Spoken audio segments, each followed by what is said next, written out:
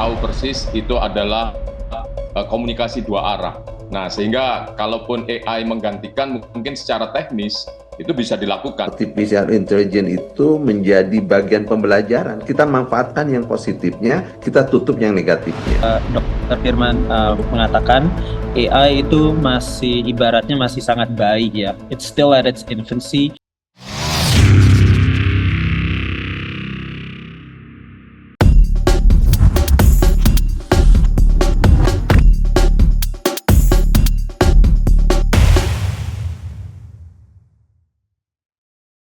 Halo Sobat Konselor, kembali lagi dengan podcast Kata Konselor.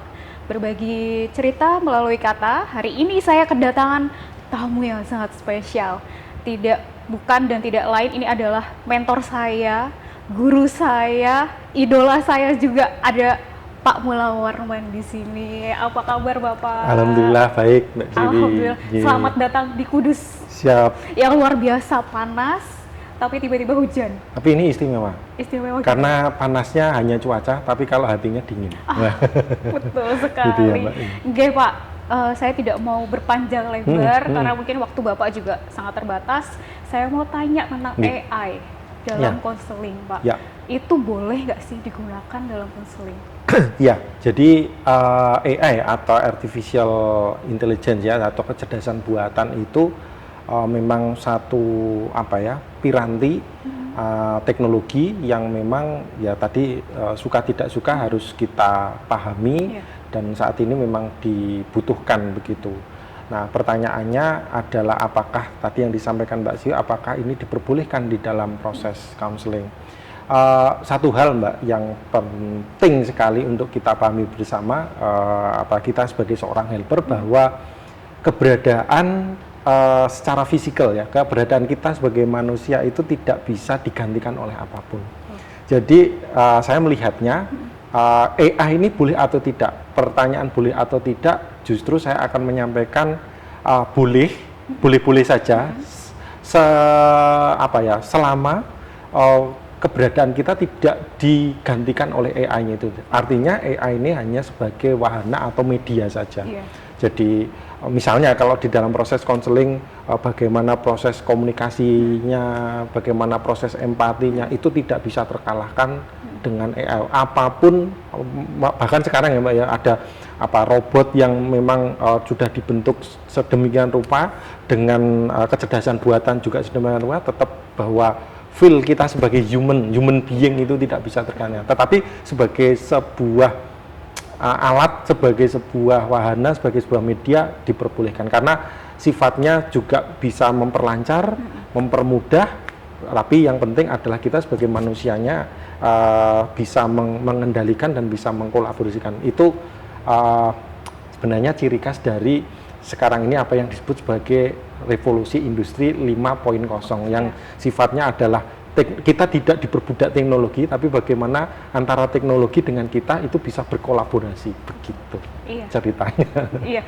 jadi intinya bukannya tidak boleh, tapi kita kolaborasi, saling mendukung ya Pak. Kita menggunakan AI itu berarti untuk memperlancar, mempermudah, ya mungkin yang sebelumnya ada yang kurang bisa menambahi gitu ya Pak. Betul. Nah, terkait etik nih Pak. Ya.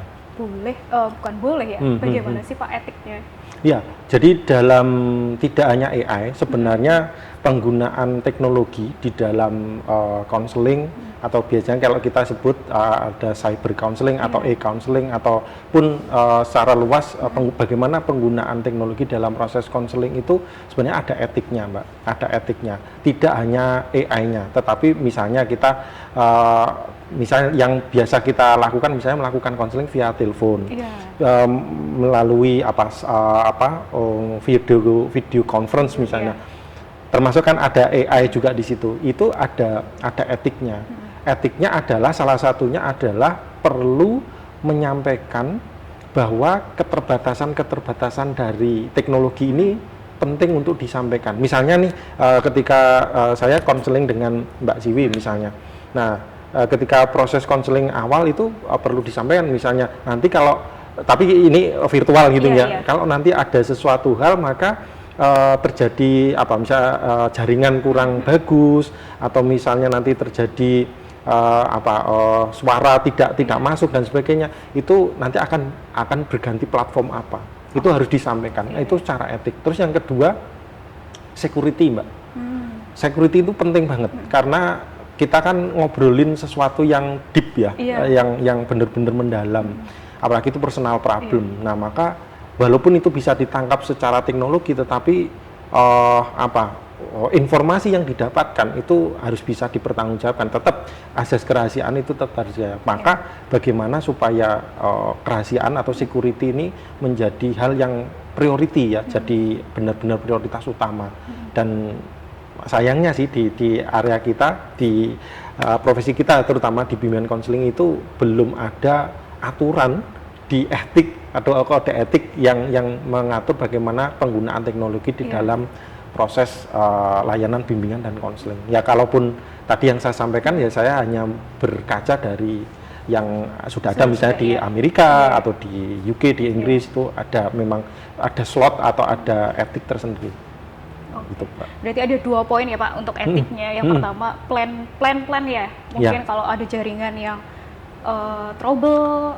Seperti itu mungkin bisa dialihkan ke jaringan yang lain. Betul, jadi gelombang atau jaringannya pun itu sudah diatur. Gitu ya. Terus yang kedua jelas ini tentang kerahasiaan yang harus selalu kita jaga. Betul, gitu ya betul. Pak. Matur nuwun Bapak, terima kasih untuk materinya, bukan materi ya, sharingnya tentang AI. Semoga ke depan kita konselingnya bisa lebih good lagi menggunakan AI juga bisa kolaborasi dengan maksimal. Gitu ya Pak. Terima kasih. Semoga sukses dan berkah selalu. Terima kasih Pak.